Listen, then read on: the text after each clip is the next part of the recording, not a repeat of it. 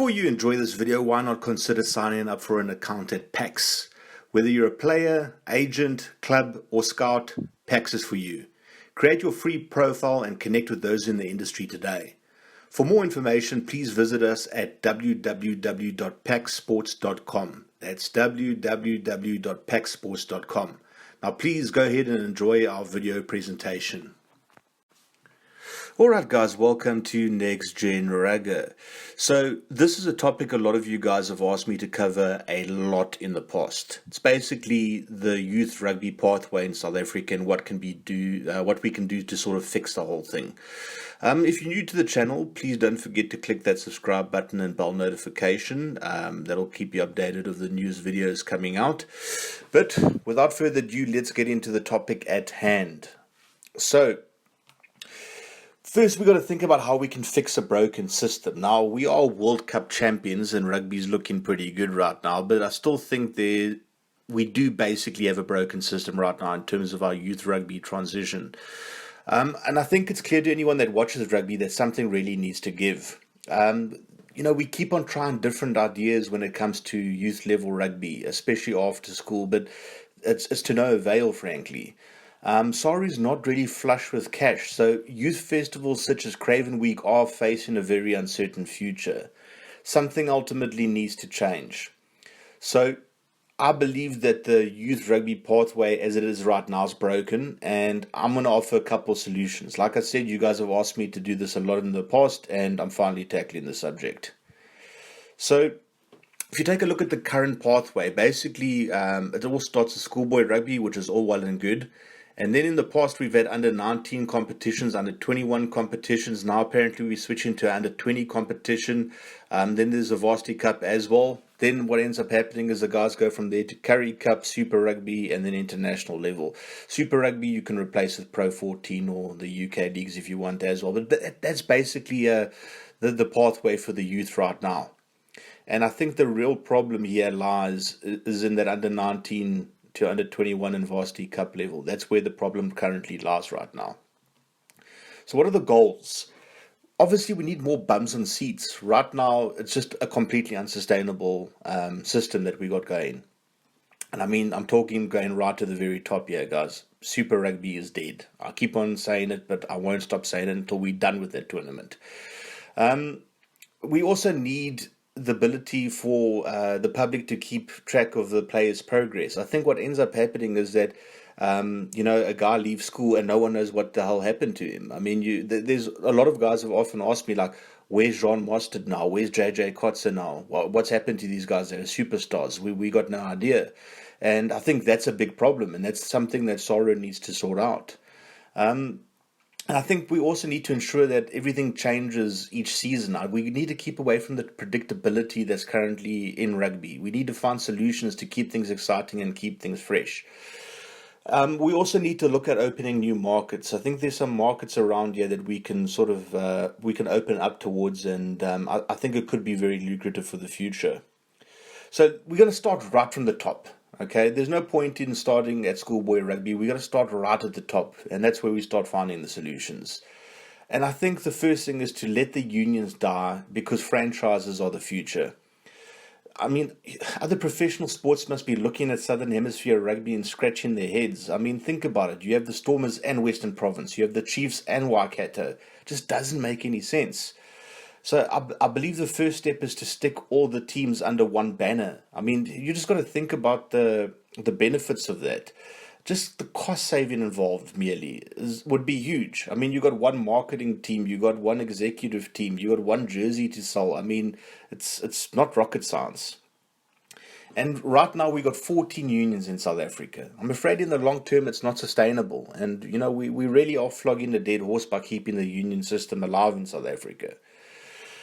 So in terms of the franchise landscape, I think that SARU should allow 100% private ownership of the franchises. I think that what private money will do is it will flush the system of the old boys club that currently controls the levers of power. And basically what happens now is that clubs end up voting for an executive team at the union level, and those executives end up making promises to the clubs. It's a system that's open to corruption. I think we can all agree in any situation the private sector is always going to trump the public sector. And the current structure as we see it now resembles a very, very bloated public sector, and I do believe it's trend in rugby, not only in South Africa. I believe that there's room for 8 franchises in South Africa, but then I had a bit of a crazy idea. And it is probably a crazy idea, but that's what I do. I throw out crazy ideas. What if we could squeeze in 10 franchises? Now, you got your core franchises, right? You got the Bulls, you got the Lions, Sharks, Stormers, and the Cheetahs. Another thing that's a pet hate for me is how we just call it the Blue Bulls or just the Lions. I think you have to attach geography to it. It's just logical. So you got the Pretoria Bulls, the Joburg Lions, etc. So now in terms of the other 5 franchises, I know the Kings are a core franchise, but I made some changes over here with my crazy ideas. So in terms of the Kings name, there is no real cultural relevance to it. So I don't like the name Elephants, even though, there's a strong cultural, connotation there, sort of, so to speak, with elephants. I don't like the name EP Elephants. I think it sounds kind of lame. So I think something like Tusks or Tuskers or something like that would be quite cool. I think Kimberley and Witbank, Griquas and Pumas, I think they've been managed very well over the last couple of years. And I think they would deserve a franchise. So I just gave it the Kimberley Knights and the Witbank Rhinos, for example, because I wouldn't keep the name Pumas because I think, that sort of belongs to Argentina, really. I'll go with the Rhinos or something like that. And then, as you can see just below there, I put the populations of the various cities over there. So I thought to myself, why not have a team in Windhoek and one in Gaborone? These are countries that aren't too far behind in terms of development with South Africa. There's money over there. There's a decent amount of money over there. And I think bringing rugby to these 2 areas would be absolutely massive. So I think there's opportunity there. Otherwise, 8 franchises works. I mean, I'm just throwing out crazy ideas there, like I said before. So let's go over youth rugby now. So in terms of school rugby, I think we can agree we have one of the best, if not the best, school systems in the world. And my feeling on the whole thing, guys, is if it ain't broke, don't fix it. Now, I know there's talk of a national championship. I don't think it's a bad idea. I really do look forward to seeing how the whole thing turns out.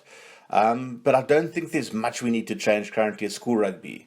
I think the only thing that we have issue with right now is the provincial tournaments, and that's what we're going to get into next. So going over CRAVEN week, there's been rumours going around for a long time that it could come to an end due to a lack of funding. I think that would be a travesty, frankly.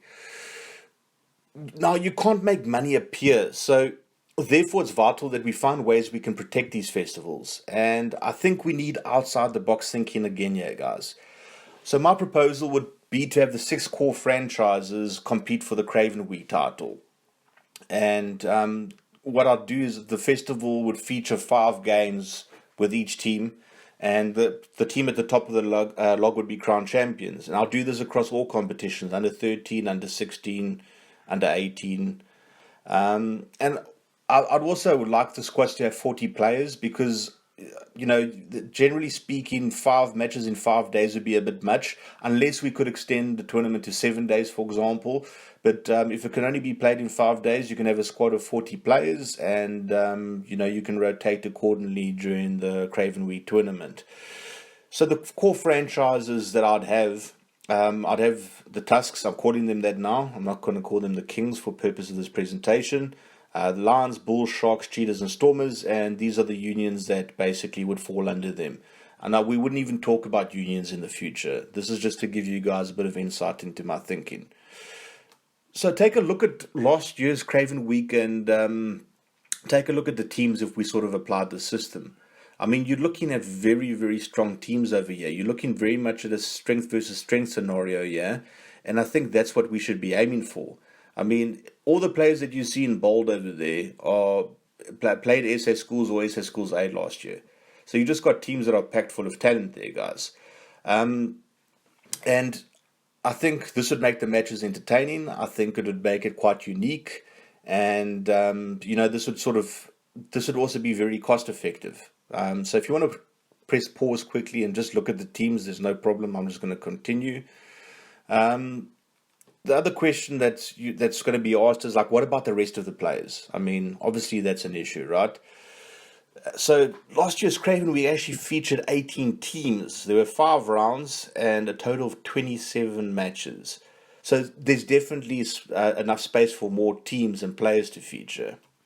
So how do we go about balancing the quality of the tournament along with keeping expenses down? Because the whole purpose of creating a core franchise Craven Week is to bring expenses down. If you want to save the tournament, expenses have to go down. But how do we sort of give opportunities to other players out there without having an impact on the funding? That's a question that needs to be asked. So it's something I like to call best of the rest. All right. So in terms of best of the rest, I see the best of the rest bringing a whole new dimension to Craven Week and giving players across the country a chance to play together as well as to create some buzz around the tournament. Best of the rest teams wouldn't compete for the Craven Week title, but would basically play in friendly matches. Now, best of the rest players would still be eligible for SA school selection, and if we assume that 18 teams were the norm, that means that we could leave 12 more teams to fill the slots available. So in terms of the best of the rest structure, I would create 12 invitational teams, and all costs would be covered by the private sector. Funds could be raised through sponsorship as well as fundraising activities. So the 12 core best of the rest teams would remain part of the Craven Week festivities. So those 12 teams would remain the same. Sponsorship and all the rest of that could change over time, wouldn't matter. I think sponsors should be able to put their own panels together and decide their own coaching teams, for example. That would just give them an added benefit. And me personally, I'd throw my money behind something like this. I don't know. I think it would be a bit of fun and also some good branding. That's just me, though. So the other aspect of the best of the rest is I'd have a best of the rest draft. So basically what would happen is that SARU and the sponsors panel would agree on a pool of 300 players. So that's 12 squads of 25 players altogether. A best of the rest draft would then take place, and each team would get to pick first in a specific position. You could do it by, draw, or you could do it by rotation. Doesn't really matter, but everyone would have a chance to pick first. So you start off with fullbacks, for example, and it's say team X gets to choose first, and then it goes to wings, and then it rotates, and on it goes. So once all the players have been picked, the squad simply assemble for the Craven Week tournament. And I truly believe that this will create the added buzz that's sort of needed for Craven Week. So I just gave an example of 3 teams here, guys. So you got your core franchises. These guys obviously will compete for the Craven Week title. Then you got your best of the rest. So here's just 3 examples, just random names: Cobras, Scorpions, and Barbarians. So, for example, with the Cobras, you could have Coca-Cola sponsor the Cobras, right? So there'd be the Coca-Cola Cobras, for example, and they would cover the team costs to travel to Craven Week. Same as the Scorpions. You could have Bidvest Scorpions or any local, Wilderklove Scorpions or whatever you want. As long as that sponsor is willing to cover the cost of the team, they can sponsor it. And I think it would be a fantastic branding opportunity for any company involved, And of course, it would save a massive amount of money for SARU. So what are the advantages? A huge cut down on costs, and I think the private sector would jump on something like this.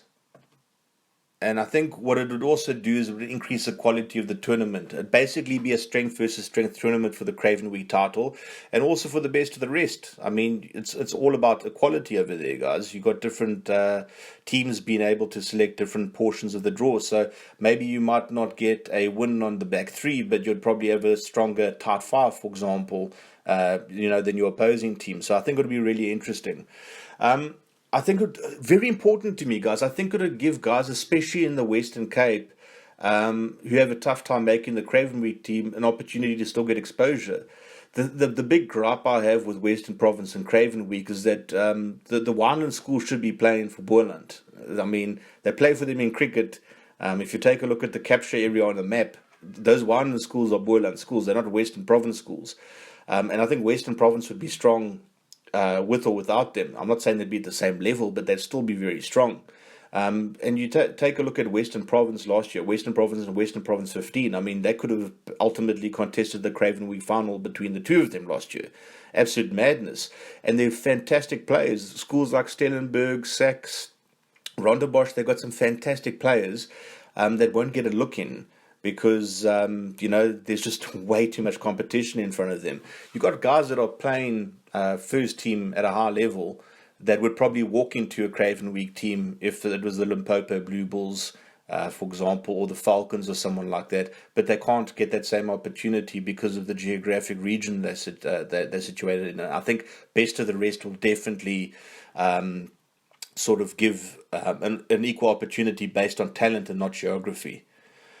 And I also think the draft would create real buzz and excitement around the tournament. I mean, I just think about players from different regions and cultures played in one team. I just think, you're looking at friendships and bonds that will form for a lifetime over there. I really, really think it would be a lot of fun and just give an added dimension to the Craven Week. So your 6 core franchises, take it very seriously, compete for the tournament. The rest of the guys take it seriously as well. They want to get noticed, but they have some fun. Let's reintroduce the fun into school rugby as well.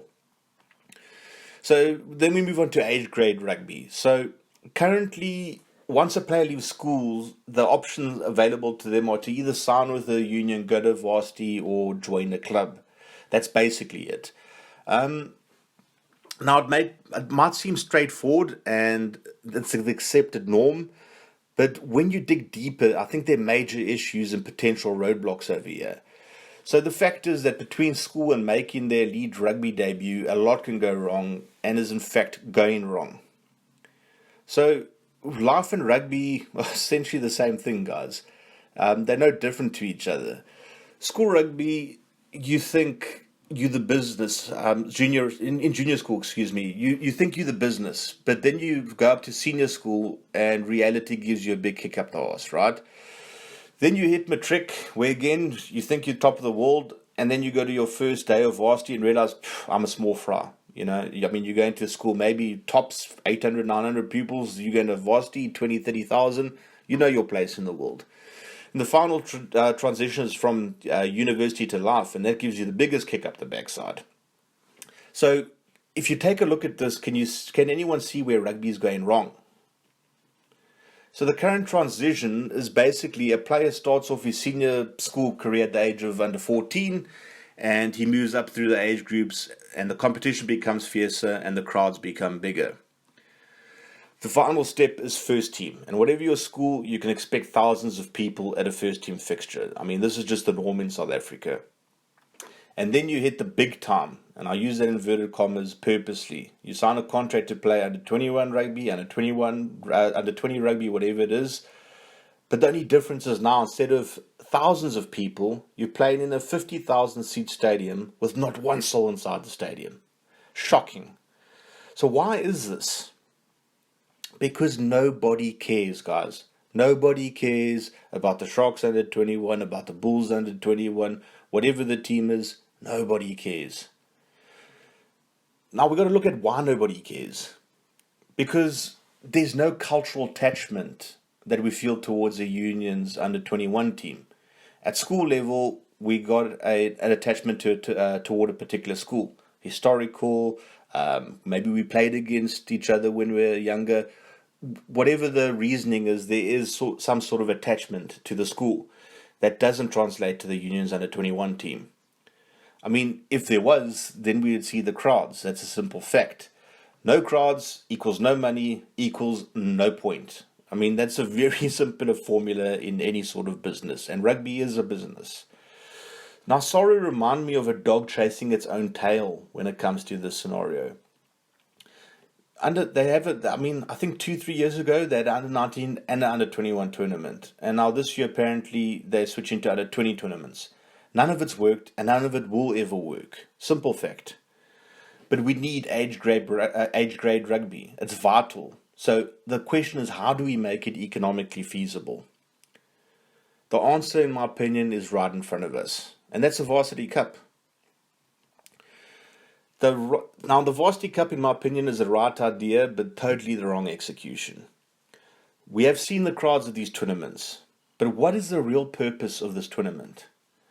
There are 25-year-olds in a lot of these teams, guys. If you're 25 years old and you're not playing pro rugby, likely you probably never will be playing pro rugby.